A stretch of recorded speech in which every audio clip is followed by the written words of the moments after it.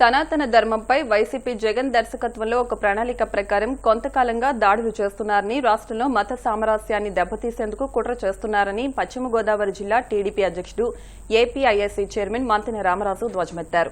పశ్చిమ గోదావరి జిల్లా తెలుగుదేశం పార్టీ కార్యాలయంలో టీడీపీ, జనసేన, బీజేపీ జిల్లా అధ్యక్షుల పాత్రికేయ సమావేశంలో మంతెన రామరాజు మాట్లాడుతూ, కలియుగ ప్రత్యక్ష దైవం శ్రీ వెంకటేశ్వర స్వామికి జరిగిన అపచారాన్ని ప్రజలకు తెలియజేయడంతో పాటు భవిష్యత్తులో మరే మతానికి ఇలా జరగకుండా సరైన నిర్ణయం తీసుకోవాలన్నారు.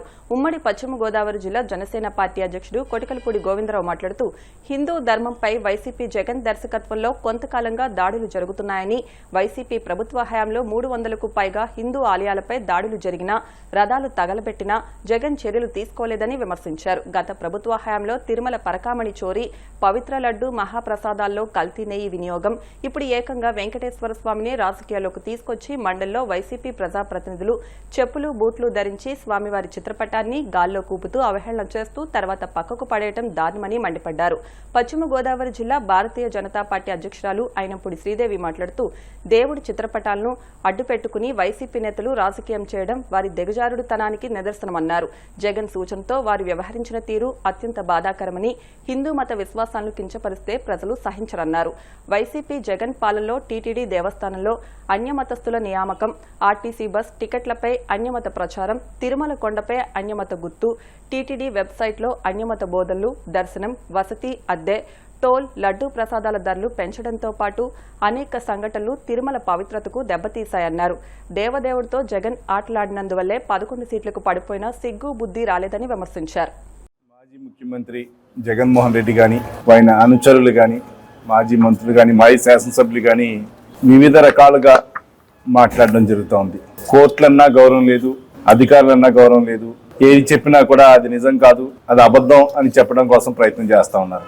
మొన్న చూసాం 20వ తేదీన భగవంతుడిని ఫోటోలు తీసుకుని అపహాసం చేస్తూ వారందరూ కూడా శాసనమండలిలో చేసినటువంటి అన్ని కూడా చూసాం.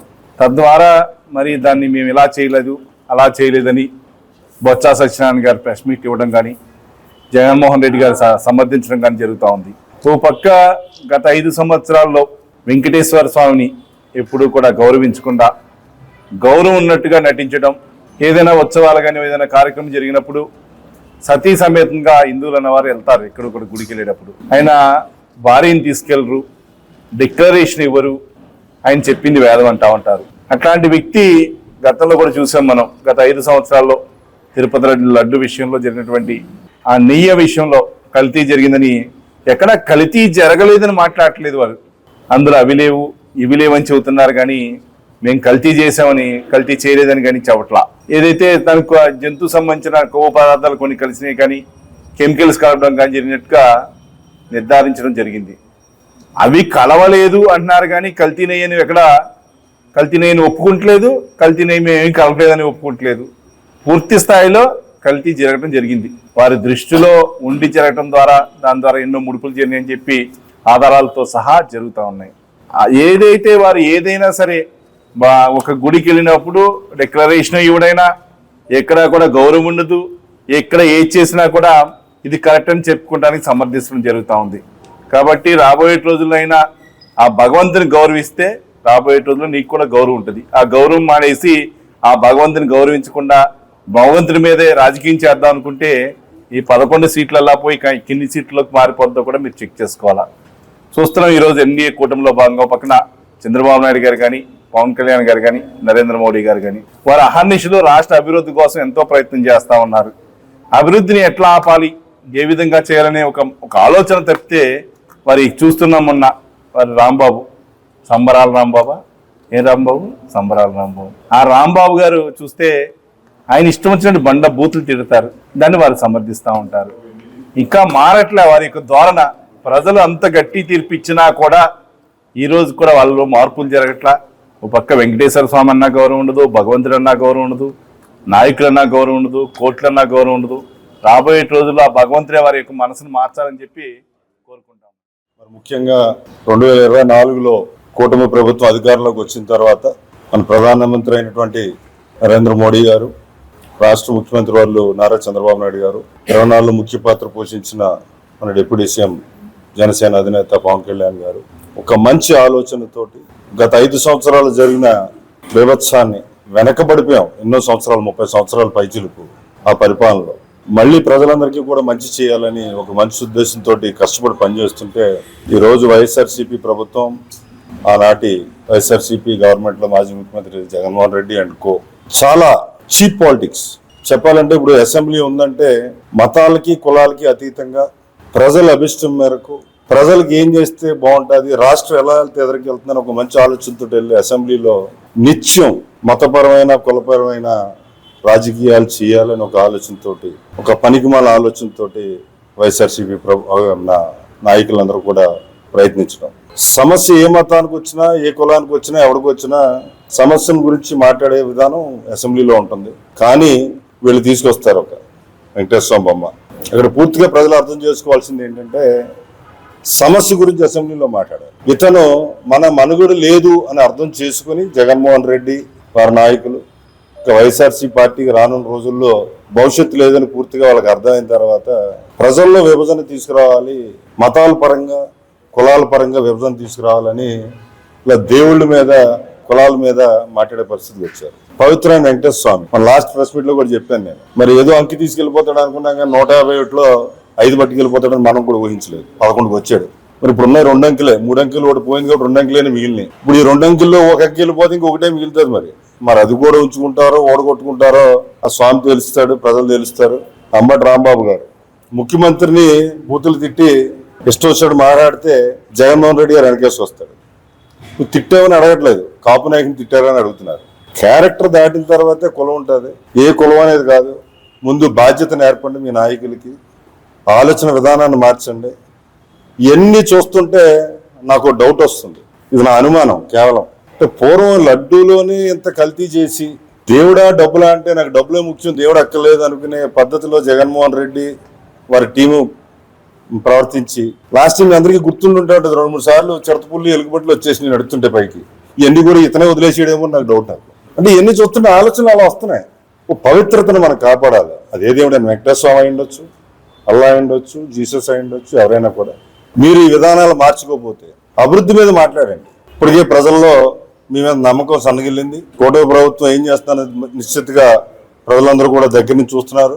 రానున్న రోజుల్లో మరింత అభివృద్ధి దిశగా రాష్ట్రం ఎదురుకు వెళ్లే పరిస్థితిలో ఉంది. మరి ఎక్కడా లేని విధంగా ప్రపంచంలోనే నెంబర్ 1గా వైజాగ్ క్వాంటమ్ కంప్యూటింగ్లో ఆర్టిఫిషియల్ ఇంటెలిజెన్స్లో మనం వచ్చే పరిస్థితిలో ఉన్నాం. ఇవన్నీ కూడా దృష్టిలో పెట్టుకొని ప్రజలందరినీ కూడా ఒకటి ఆలోచించమని కోరుతున్నాను. ఇతను చేసిన తప్పులు కప్పుపుచ్చుకోవడానికి రోజుకో విషయాన్ని తీసుకొచ్చి అందులో దేవుడు లేరు, ప్రజలు లేరు. నాకు ఒక నోటు ఉంటే చాలా 500 రూపాయల నోటు ఎన్నున్నా ఓకే, ప్రజలతో పని లేదు, దేవుడితో పని లేదు, డబ్బే నాకు ప్రధానం అనుకునే మీ పద్ధతి మార్చుకోకపోతే ఆ రోజు పహల్గాంలో చాలా మంది ఉగ్రవాదులు చంపేశారు మన వాళ్ళని. వాళ్ళకి మీకు తేడా ఏం లేదని నేను భావిస్తున్నాను. ఓ మతంతో కులాలతోటి మన ప్రజల్లో విద్వేషాలు రచ్చగొట్టే విధంగా మన ఎదురుకు వెళ్ళకూడదని మీకు హెచ్చరిస్తూ మరొకసారి కూటమి తరపున ప్రజలందరినీ కూడా విన్నమించుకుంటున్నాను. ఒకసారి పూర్తిగా మీరు ఆలోచించండి. రానున్న రోజుల్లో మన పిల్లల భవిష్యత్తు ఇది మన డబ్బులు ఇచ్చి కొనుక్కునేది కాదు. ప్రతి ఒక్కరి బాధ్యత. అధికారంలో ఉన్నవాళ్ళే కాదు, ప్రజల బాధ్యత కూడా ఉందని తెలియజేస్తూ ఈ చక్కటి అవకాశం కల్పించినందుకు మీడియా మిత్రులందరికీ కూడా హృదయపూర్వక ధన్యవాదాలు తెలియజేసుకుంటున్నాను. జై కూటమి. దేవుడితో వైసీపీ నీచ రాజకీయం. దేవుడు అంటే భక్తి లేదు, ప్రేమ లేదు. హిందూ ధర్మం అన్నా, హిందూత్వం అన్నా గౌరవం లేదు వైసీపీ ప్రభుత్వం జగన్మోహన్ రెడ్డికి. మీకు తెలుసు, గత 5 సంవత్సరాల్లో ఎక్కడా కూడా హిందువుల్ని కానీ హిందూ దేవాలయాల్ని కానీ వారు గౌరవించి పాపాను పోలేదు. ఈవేళ రామతీర్థంలో రాముల వారి శిరస్సు ఖండించిన ఆ రోజుని, అంతర్వేదిలో రథం దగ్ధమైన ఎక్కడా కూడా వైసీపీ ప్రభుత్వం, ఈ మాజీ ముఖ్యమంత్రి జగన్మోహన్ రెడ్డి కనీసం పరామర్శకు కాదు కదా వచ్చి ఏం జరుగుతుందని చూసుకున్న సందర్భం కూడా లేదు. అంటే వారికి ఈవేళ హిందూ ధర్మం అన్నా, హిందువులన్నా, హిందూ దేవాలయాలన్నా ఒక సునకర భావం. అందరూ కూడా పరమ పవిత్రమైన ఏదైతే తిరుపతి దేవస్థానం ఈవేళ దేశవ్యాప్తంగానే కాదు ప్రపంచ దేశాల్లోనే తిరుపతి వెంకటేశ్వర స్వామి ఆరాధ్య దైవంగా కొలుసుకునే తిరుపతి గురించి ఈవేళ తెలుసు. జంతు కొవ్వుని కలపటమే కాదు, ఈవేళ దానిని వారు సమర్థించుకుంటూ వారు చేసే వ్యంగ్య వేషాలు ఈవేళ ప్రజాప్రతినిధులని చెప్పుకున్న ఒక్కరికి హుందాతనం లేదు. ఈవేళ బూతులు, ఇష్టానుసారం వ్యంగ్య వేషాలు, ఒక డ్రామా ఆర్టిస్టుల్లా, ఒక రాజకీయ నాయకులకు ఉండవలసిన హుందాతనం ఏమాత్రం లేకుండా ఈవేళ ఏ పరిస్థితిలో చెప్పులు వేసుకుని మనకి అసెంబ్లీలో వారు వేసిన వేషాలు వారు ఇంకా మారాలి. ఈవేళ ప్రజలు గుణపాఠం చెప్పి 11 సీట్లకి పరిమితం చేసిన వారు గత ప్రభుత్వంలో 300కు పైగా దేవాలయాల మీద దాడి చేశారు. ఎన్నో దేవాలయాలు ధ్వంసం చేసిన పరిస్థితి.